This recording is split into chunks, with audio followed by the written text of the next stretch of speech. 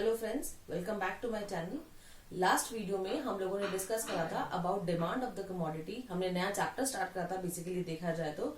आज हम उसको कैरी फॉरवर्ड करके चलेंगे। आज के टॉपिक में, आज के लेक्चर में हम लोग देखेंगे हम आगे क्या पढ़ रहे हैं। तो आज का जो हमारा टॉपिक है that is determinant of demand. Determinant of demand and another name is factor affecting demand of a commodity. दो चीजें मतलब एक ही है।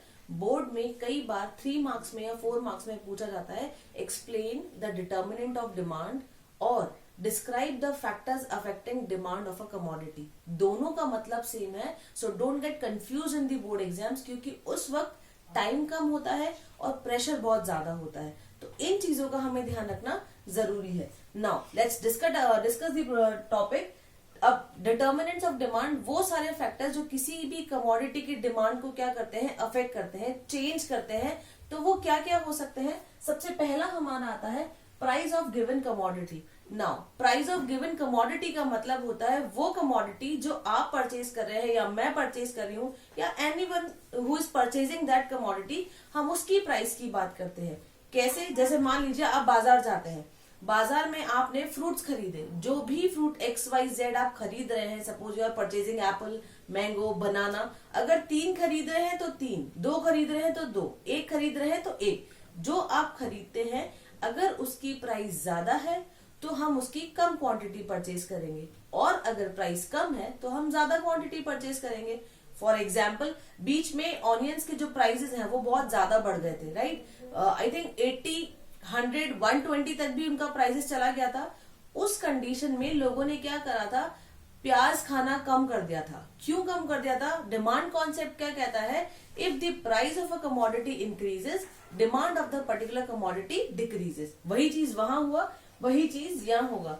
अगर प्राइस बढ़ती है, क्वांटिटी डिमांडेड कम हो जाती है। प्राइस कम हो जाएगी, क्वांटिटी डिमांडेड बढ़ जाएगी। The next is price of related goods. Related क्या होता है? रिलेटेड रिलेशंस, एक दूसरे से जुड़े हुए, अलग तरीके से, डायरेक्ट तरीके से, इनडायरेक्ट तरीके से जो चीजें, जो कमोडिटीज जुड़ी हुई होती हैं वो रिलेटेड गुड्स होती हैं। एक चीज जो इंपॉर्टेंट है, ध्यान रखने लायक है, वो ये कि जब हम किसी भी फैक्टर की बात करते हैं, जैसे हमने फर्स्ट फैक्टर की बात करी प्राइस ऑफ गिवन कमोडिटी, तो वहां पर कमोडिटी की जो प्राइस है वो चेंज होती है। बाकी के जितने भी हमारे फैक्टर्स हैं ये क्या हो जाते हैं, constant. That means they will not change, only price of the commodity change. अब जब हम बाकी को डिस्कस करते हैं तो ये सब बदलेंगे और ये क्या हो जाएगा, कांस्टेंट। सिर्फ कमोडिटी की खुद की प्राइस चेंज नहीं होती, उसके अलावा वो सारी चीजें जो उसको चेंज कर सकती है वो फ्लक्चुएट होती है। तो रिलेटेड गुड्स जो हैं वो 2 टाइप के होते हैं, एक होता है सब्स्टिट्यूट और एक होता है कॉम्प्लीमेंट्री। नाउ क्या होता है सब्स्टिट्यूट और क्या होता है कॉम्प्लीमेंट्री? एज द नेम है सब्स्टिट्यूट, वो गुड्स जो एक दूसरे को रिप्लेस कर देते हैं। जैसे मान लीजिए आपके घर में कोई फंक्शन है या आपको किसी फंक्शन में जाना है, जाना तो मदर फादर को था, ड्यू टू सम रीजन वो नहीं जा रहे, आपको भेज रहे हैं, ये क्या कहलाएगा, सब्स्टिट्यूशन। कि इंस्टीड ऑफ गोइंग देम आपको भेजा जा रहा है, सेम उसी तरीके से वो कमोडिटीज जो कि एक की जगह दूसरे में यूज की जाती है उसे हम बोलते हैं substitute goods. Like T and coffee. T और कॉफी आप लोगों ने बुक में भी पढ़ा होगा, कई सारे 99% बुक में टी और कॉफी का एग्जाम्पल दिया जाता है। समझना बहुत आसान है, सबसे सिंपल है, इसीलिए इसको सबसे ज्यादा यूज किया जाता है। अब कैसे समझेंगे? अगर मान लीजिए हम टी कॉफी की बात करें, साधारण हमारी जिंदगी में भी क्या होता है, हम कभी चाय पीते हैं, हम कभी कॉफी पीते हैं, यही चलता है हमारे भी। तो अगर टी की प्राइसेस बढ़ जाती है तो हम क्या करते हैं, कॉफी पीना शुरू कर देते हैं। बिकॉज वी आर इंडियंस, हमको कुछ ना कुछ चाहिए, चाहे टी चाहिए चाहे कॉफी चाहिए, लेकिन सिर दर्द मिटाने के लिए भी हम किसी चीज पर डिपेंड है, वो है कैफीन। तो if the price of tea increases तो then quantity of coffee increases. यहाँ पर दोनों एरो जो है वो एक साथ चलते हैं सेम डायरेक्शन में। डायरेक्शन से समझिए, टी की प्राइस बढ़ेगी, कॉफी की डिमांड बढ़ जाएगी।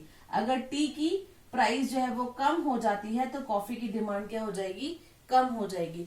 क्योंकि चाय सस्ती हो जाएगी तो कोई भी आदमी कॉफी क्यों पिएगा, वो चाय ही पिएगा, क्योंकि चाय लोगों की पहली प्रेफरेंस होती है। देन नेक्स्ट आपका आता है complementary good. As the name is complementary which complements each other, जो एक दूसरे को सपोर्ट करते हैं।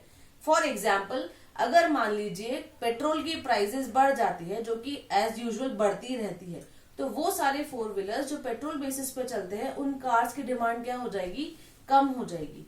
क्यों कम हो जाएगी? क्योंकि उनको सपोर्ट करने वाला फ्यूल जो है वो महंगा हो रहा है, इसीलिए कार्स की डिमांड कम हो जाएगी। So if price of petrol increases, car की डिमांड क्या हो जाएगी, डिक्रीज हो जाएगी। कॉम्प्लीमेंट्री गुड में दोनों एरोज जो है वो ऑपोजिट डायरेक्शन में चलते हैं। सिंपल सा चेंज जिसके बेसिस पर आपको ध्यान रहेगा, सब्स्टिट्यूट गुड्स में दोनों एरो एक साथ चलते हैं, कॉम्प्लीमेंट्री में ऑपोजिट चलते हैं। ये तो हो गया related goods. Next it comes income of the consumer, जो सबसे इंपॉर्टेंट फैक्टर है। अगर इनकम नहीं तो परचेजिंग नहीं, परचेजिंग नहीं तो डिमांड नहीं, और अब डिमांड नहीं तो सप्लाई भी नहीं। तो इसको कैसे समझेंगे? मैंने आपको शुरू में बताया था गुड्स जो है वो बहुत टाइप के होते हैं। अगर हमको समझना है, हर एक चीज के लिए एक गुड बना रखा है, राइट? तो अब इसको दो तरीके से समझते हैं। एक होता है नॉर्मल गुड्स, एक होता है इंफीरियर गुड्स। नॉर्मल गुड्स वो जो हम और आप लोग डेली लाइफ में यूज करते हैं, from the morning till the night. एक टूथपेस्ट और ब्रश से लेकर रात में दूध पीने के जो चीजें हैं, या मान लीजिए जो शुगर जो आप दूध में डालते हो, उस तक की चीजों को हम नॉर्मल गुड्स की कैटेगरी में कंज्यूम करते हैं। तो वो चीजें अगर इनकम बढ़ती है तो क्या होता है, नॉर्मल गुड्स की क्वांटिटी बढ़ जाती है। अगर इनकम कम होती है तो इंफीरियर गुड्स की क्वांटिटी बढ़ जाती है। Now what is inferior goods? As the name is inferior. Inferior मतलब लो क्वालिटी। वो चीजें जो सस्ती से सस्ती आती है, जैसे इंडिया गेट बासमती राइस सब जानते हैं, बहुत ही पॉपुलर चीज है ना, बहुत ही पॉपुलर ब्रांड एक तरीके से हम बोले तो। उसी में एक चावल आता है जो बहुत टुकड़ों में आता है, I don't know the name exactly उसको क्या कहते हैं, लेकिन जो बहुत छोटे छोटे, एक चावल के 4 टुकड़े 5 टुकड़े अगर आप कर दो, दाने की बात कर रही हूं मैं, जिसको हम किनकी कहते हैं शायद, राइट? तो वो भी एक कैटेगरी है चावल की। एक इंडिया गेट बासमती राइस है। पापा की सैलरी में 10,000 जो है वो हमको क्या हो गया, अपग्रेड हो गया। अभी पापा की सैलरी 10,000 रुपए बढ़ गई है। पहले हम सस्ता चावल लाते थे, क्योंकि सैलरी बढ़ गई है तो अब हम अच्छी चीज कंज्यूम करेंगे। समझ रहे हैं इस बात को? अगर हम अच्छी चीज कंज्यूम करते हैं then we will switch it off to India Gate basmati rice. और अगर मान लीजिए कोविड की वजह से या रिसेशन की वजह से पापा की सैलरी आधी हो जाती है, तो जो इंडिया गेट बासमती राइस आता था वो 5 टुकड़े वाले चावल पर आ जाएगा। So we will switch from normal to inferior, and if income increases we will switch from inferior to normal. ये चेंज होता है इनकम का। Then it comes taste and preference of the consumer. Taste and preference खाने पीने वाला नहीं, पसंद वाली बात होती है। जैसे मान लीजिए फैशन में जो चीजें होती है आज के यूथ को वो ज्यादा अट्रैक्ट करती है, हम वही फॉलो करते हैं, वैसा ही पहनते हैं, वैसा ही बोलते हैं। चलना फिरना उठना बैठना, हर एक इंसान किसी न किसी को फॉलो करता है। वही ट्रेंड बन जाता है, वही फैशन बन जाता है, और वही हो जाता है लोगों का टेस्ट एंड प्रेफरेंस। मार्केट में आने वाली चीज अगर आपके ट्रेंड के हिसाब से है, आपके प्रेफरेंस के हिसाब से है, then you will going to purchase it more and more. Price का हम ध्यान रखेंगे, लेकिन फिर भी हमारी पसंद का है तो हम ज्यादा से ज्यादा खरीदते हैं। If the commodity is according to our taste and preference, the demand will increase, and if it is not then demand will decrease. Simple सा कॉन्सेप्ट है, ना ज्यादा दिमाग लगाना है, ना ज्यादा समझने के लिए मशक्कत करनी है। And the last one is expectation in change in price in future.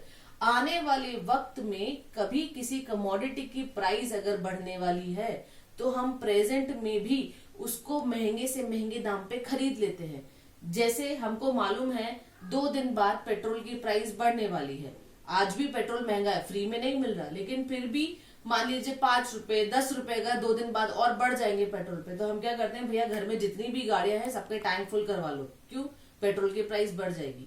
तो ये चीज होता है कि हम जानते हैं कि आज के केस में भी वो चीज नहीं है, लेकिन फिर भी हम क्या कर रहे हैं, उसको हाई प्राइसेस पे भी परचेज कर रहे हैं। जैसे if you will not forget, 8 नवंबर का दिन मेरे हिसाब से सबको याद होगा और याद रहना भी चाहिए, जिस दिन नरेंद्र मोदी जी ने बोला था कि भैया रात में 12 बजे के बाद 500 और 1000 के जो नोट है वो कागज हो जाएंगे, राइट?